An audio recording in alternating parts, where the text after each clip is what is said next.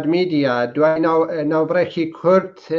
علی کەریمی سیاسەتمەدار بۆ ماوەی 10 خولەک لەم بەرنامە لەگەڵماندا دەبێ و کۆتایی بە بەرنامە دێنین. بینەری بەرنامەی مادمیدیا بن سەبارەت بە هێرشەکانی دەوڵەتی تورکیا بە ناوبڕێکی کورد دێنەوە لاتان.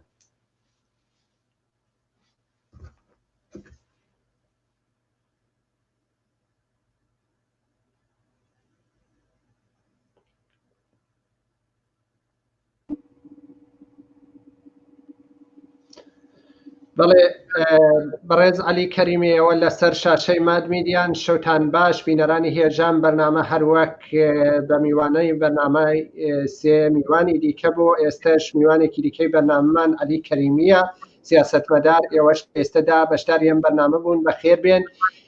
دەخولە کاتان لەبەردەستادایە بۆیە ئێمە بتوانین چەند پرسیاری ئاراستەی بەڕێستان بکەین. ئەو هێرشانەی ئەمڕۆ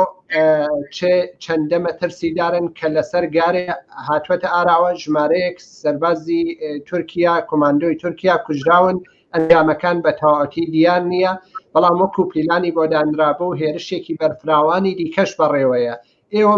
چەندە بە مەترسیدارەی بینەمە ئای خۆ تاقیکردنەوە یا هێرشێکی گشتیە؟ سڵاو بۆ تۆ کاکە سامانجان، سڵاو بۆ بینەرانی بەڕێزی مادمیدیاش. حقیقەتەوەی بەڵاو بەیانی بە خەبەری ناخۆشی هێرشی زەوی و هەوایی تورک بۆ سەر چیاکانی گارێ و ئەو ناوە وریا بووینەوە. حقیقەتەوەی ئەوە چاوەڕوان کراو بوو، بەڵام ئەوەی کە دەکوترێ ئەم هێرشە زەبەلاح و بەربڵاوەی کە تورک قەرارە بیکا بۆ شەنگار و بۆ مەقەڕەکانی پەکەکە لە باشووری کوردستان و ئەوانە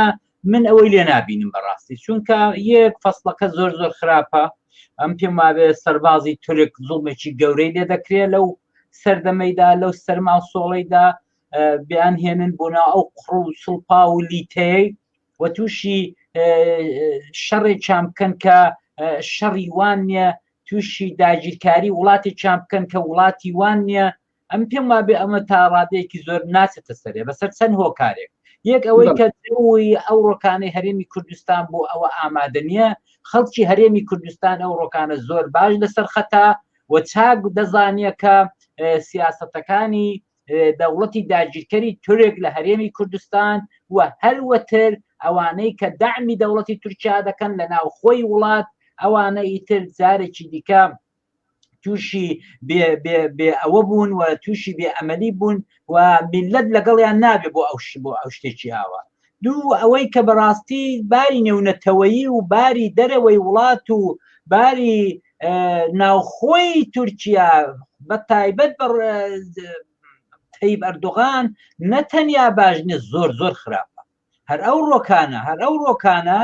54 سێناتۆری ئەمریکایە نامەیان بۆ بایدن نووسیوە کە کاکە پێش بگرە بە سەرەڕۆیی ئاغای ئۆردۆغان، چ لە ڕۆژئاوا چ لە هەرێمی کوردستان و چ لە ناوچەکە. ئاغای ئۆردۆغان وردە وردە خۆی بە زلهێزی ناوچە حیساب دەکا و وەکو ماخولیایەک ماخولیا بووە لە لیبی ڕابگرە، لە لوبنانەوە بگرە، لە سووریاوە بگرە، لە عێراقەوە بگرە، لە هەرێمی کوردستانەوە بگرە. ئەو کابرایە ئەم هەموو کێشەی ناوخۆی هەیە، کێشەی مافی مرۆڤی زۆر زۆر گەورەیە، کێشەی زندانیەکانی زۆر زۆر گەورەیە، کێشەی ناوخودی حیزبەکەی ئەو هەموو جەماعەتەی کە لێی جیابوونەوە و حیزبی دیکەیان دروست کردووە. بۆیە لەگەڵ هەمووی ئەوانە و 101 هۆکاری دیکە جگەر بتوانم بیان بڵم ئەوەیە کە ئەو ڕۆکانە مە دەوڵەتی تورکیا لەو موقعیەتەیدایە کە ئەو هێرشە بەربڵاوی بووە وڵاتێکی تر بە ناوی عێراق کە بەڕاستی دەبێت لە بیرمان بێ عێراق ئێستاشی لەگەڵ بێت، حامی هەیە، حامیەکەی ئەمریکایە و ئێستاش عێراق لەژێر ڕکێفی ئەمریکادایە و ئەمریکا بە چاوسورکردنەوەیەک دەتوانێت چ شیعە چ سونە چ تورک ئەگەر بیان هەوێت تەحەدای زیادە لە حەد بکەن بیان خاتەوە شوێنی خۆیان و پاشەکشەیان پێ بکە. ئەوەی کە تا ئێستا بوون لە تورکیا کردوێتی بەڕاستی دەبێت پێ لەسەر ئەو ڕاستێدا بنین. لە 4 ساڵی ڕابردوودا حکومداری ئاغای ترامپ ئەو کابرایە هەر سازشی کرد بە خاتری بزنسی گەورە. ئەو ئاغای ترامپە هەرچوو و دمی دیکتاتۆرەکانی جیهانیدا و بەرەی ئازادی خواز و بەرەی دموکراتیک و بەرەی دموکراسی و مافەکانی مرۆڤی لە هەموو جیهان لەبیر خۆی بردەوە تەنیا و تەنیا لەبیر ئەوەدا بوو کە لە چۆ بەرژەوەندی ماڵی جێبەجێ بکە لە چۆ خەڵکی ئەمریکایە بێنێ ئامادە بکە بۆ 4 ساڵی دیکە دەنجی بدەنێ کەەوە شکرتە تەڵ دەنجان نەدایەوە ئەوە کە چوو بووە ڕیش و سمێڵیشی لەسەردانا و ئەوە ئێستا دادگایش دەکرێت. کاگعلی پرسیاری ئاراستی بەڕێستانەکەم ڕاگەیانی پەکەکە و هەپەگە باس لەسەرەوە دەکەن دەڵێن ئەم هێرشەی ئەمڕۆ لە ناو باشووری کوردستانەوە واتە هێز لە دەوروبەری هەولێرەوە ڕەوانە کراوە ڕاستەوخۆ بۆ سەرگارەی لە ناو تورکیاوە نەبووە. گەلۆ ئەمە چێ مەترسیە دەخولقێن یعنی چەند هێزی تورکیا لە ناو دەوروبەری هەولێردا بەجێ کراون کە ڕاستە و ڕاست دەتوانن بچن هێرش لەسەر گارێک ئەو هەرێمە زۆر دووریشە لە هەولێرەوە ئەنجامی بدەن. وڵای ئەمیش ئەوەم دیت بەڕاستی ئەوە گە ڕاست بێ دیارە ڕاستیشە ئەوە کارەساتە ئەوە کارەساتی میلەتی کووردە لە هەموو جیهان و بە دڵنیای بۆ میلەتی کورد بۆ آخر ئەوە حکوومەتی با ئەمە زین چۆنە ئێمە ئێستا لە ئەوروپا جەنابیشن لە ئەوروپا لە جیهان کە وەختێک کێشەی کورد وەکو کێشەی عام باز دەکەن ناڵێن ئێران عێراق نازانم چی هەموو کورد وەکو کێشەیەک باز دەکەن ڕووسەرە گەورەکان مێژە نووسە گەورەکان سیاسەت مەدارە گەورەکان ینی وردە وامان لاتۆ وەکو کەیسێک سەیرمان دەکەن وەکو کێشەیەک سەیرمان دەکەن ئەوەیەکە بۆ هەموو کورد ناخۆشە بۆ هەموو کورد جێگای نەکبەتێ ئەمن لە بیر مەکاتی خۆی کە کۆڕەوەکە کرا و سەرانی کورد چوون بۆ بەغدایەوە سەدامیان ماچ کرد ئەمن ئەو کار لە سوید دەژام بەڕاستی من ڕئیسی بانکێکم هەبوو کە هەموو ڕۆژە کارم لەگەڵ دەکرد کاکە ئەو کابرایە هات کوتی بۆچی ئەلی بۆ واتان کرد بۆ چوونە بەغدای سەدامتان ماچ کرد یعنی مەبەستم ئەوەیە کە کێشەی کورد لە بێژە لەو قۆناغە دەرچووە کە لۆکاڵی سیر بکرێت و ئەمە هەمومان دەگرێتەوە پێیان وایە کە میلەتێکی کە یەکتر جاسوسین بەسەر یەکتردا میلەتێکین کە پشتی یەکتر دەشکێنین و ئەمن لەو ڕوانگەیەوە دەڵم کە زۆر خراپە هیوادارم ئەوە درۆ بێ بەڵام وا دیارە ڕاستە چونکە تورکیا هێلانەی کردووە لە ناو دڵی هەرێمی کوردستان. بەڵێ کاگالی با پرسیارێکی دیکە ڕاستەتان کەین دیارە کاتمان زۆر کەم لە بەردەساماوە ئەی شەوەیە لە ئێستەدا ئەم هێرشە زۆرتر وەکو ناکۆکیەکی نێوان پارتی و پەکەکە لێکە درێتەواڵێن بەیەکە ڕێ ناکەون پەککە بۆتە هۆکاریەوە گوندان و وێران بکرێ ئەم هێرشە هێرشێکە پەیوەندی بە شقامی کوردیەوە نیە تۆزێ نۆرمالیزەیەکەن ئایا ڕاستی و مەترسی ئەم دۆخە چەندە گەورەیە ئایا ئەگەر دەوڵەتی تورکیا بکەوێتە گارێەوە بکەوێتە ناوچەکانی دیکەوە چی بۆ باشووری کوردستان دیا لە داگیرکاری و منتەقانە چه گۆڕانکاریەک لەسەر باشوور پێکدێنێ چ مەترسیە بۆ سەر ئەو پێگەی کە ئێستا هەیە لە ئارادا دەبێتن ئەمە ئەسوە ساسی نیە بەڕاستی و ئەمن بەش بە حاڵی خۆم وا بیر دەکەمەوە سپاس بۆ گریلاکان ئەگەر گریلاکان لەوێ نەبان ئێستا کوونێ لە مێژ بوو تورکیا تەماحی کەرکووک و هەولێری لە بێشکدا بوو حقیقەت ئەوەیە کە ئەوە خەونێک زیاتر نییە کە بەداخەوە بەدەستی ناوخۆ دەکرێت و ئەو شلکردنا بۆ تورکیا کە بێ ئاوا بڵێ و بێ ئەوە بڵێت ئەوە فقط و فقط لە ئەو سیخوڕانە و ئەو چۆماق بەدەستانن کە لە ناوخۆی وڵاتەتی ئەمن ئەوەی کە دەڵێن کە ئەوە کێشە بەڵێ ڕاستە هیچ گومان نییە کێشەیەکی گەورە هەیە لە نێوانی پەکەکە و پارتی دموکراتدا و ئەمن کێشەکە بە کێشەی شخصی دانانیم کێشەکە کێشەیەکە یەک بۆتە والی حکوومەتی تورکیا یەک بۆتە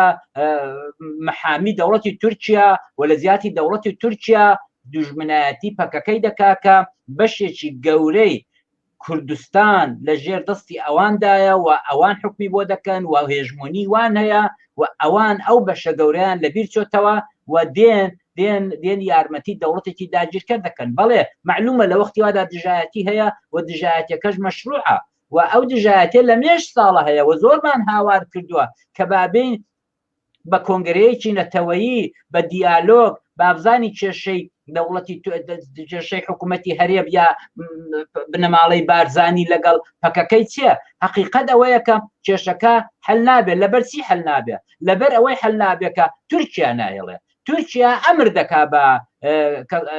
سیخۆڕەکانی خۆی بە چۆماغەکانی خۆی کە لە ناو خۆی وڵات نەچن سازش بکەن نەچن ئاشتی بکەن لەگەڵ براکانیان لە باکووری کوردستان و ئەوە هەتاکوونە تورکیا لەوێ بێ ئەو سیاسەتەی ئۆردۆغان لەوێ بێت هیچ ئاشتێک لە نێوانی پەکەکە و پارتی دموکراتی کوردستاندا ڕوونادا هەموو لایەک ئەوەی دەزانن چونکە ئیختیاری ئەو ئاشتێ ئیختیاری ئەوەی کە بێنین بە تەفاهم بە دیالۆگ پێکەوە دابنیشین و شەشەکەمان حەلکەین یا کۆنگرەیەکی نەتەوەی چێ بکەین ئەوە لە ئیختیاری ئەواندا چۆتە دەریە ئەوە تورکیایەکە پێی خۆش بێت تێکی دەدا پێی خۆش بێت دووبارە هەڵایەکی ساز بکەنەوە حقیقەت ئەوەیەکە پارتی دموکراتی کوردستان یا باشتر بڵێم بنەماڵەی بارزانی کە ئەو پارتی بڕێوە دەبن بێ ئیرادەن بەرامبەر بە تورکیا بەرامبەر بە نەوتی کوردستان بێ ئیرادەن بەرامبەر بە هێزەکانی دیکە بێ ئیرادەن بۆ ئەوەی کە حتا خوا حەزبکە تورکیا بەسەریاندا دەخڕێ و تورکیا بەسەریاندا بریار دەدا وەختێک بریاری وان بەدەست خۆیان نییە ناتوانن کۆبوونەوەیەک ئیجماعێکی عمومی لە هەرێمی کوردستان بکەن چونکە دەبێت تورکیا چراغ سەوزەکەیان بۆ هەڵکا لەسەر نەوت لەسەر عێراق لەسەر ئاشتی لەگەڵ بەغدا لەسەر هەمووی ئەوانە سوکانی بەڕێوەبەری و سەرکردایەتی پارتی دموکراتی کوردستان حقیقەتەوەیە کاکە سامانجان بەدەستی بێگانەیە بەدەستی دەوڵەتی داگیرکەرە برادرانی پەکەکە لە قەندیلەوەی زۆر باش دەزانن ئەوەی زۆر باش دەزانن هەرچی حولێکیش بیدەن هەر ئەو ڕۆژانە خۆتان دەزانن بەڵێت کاک زەبیل بایەخ هات پێشقەدەمی کرد داوای دانیشتنی کرد داوای بەڵام کاکە ناکرێت دەزانی بۆ ناکرێت چونکە تورکیا پێی خۆش نیە بەڵێ سپاس دەکەین عەلی کەریمی سیاسەتمەدار کە لەگەڵمان بووی لە بەرنامەی تایبەتی ئەم شەودا زۆر سپاسان دەکەین و شەوتان باش مەمنونم بینەرانی هێژا بەم شێوەیە هاتینە کۆتایی بەرنمەیەکی بەپەلە سەبارەت بە بارودۆخی باشووری کوردستان و هێرشانە دوای 5 خولەکی دیکە بەرنمەی کۆماری مەرگ دەست پێ دەکات ڕاستەوخۆ لە ماد میدیا و بینەری ماد میدیا بن شەوتان باش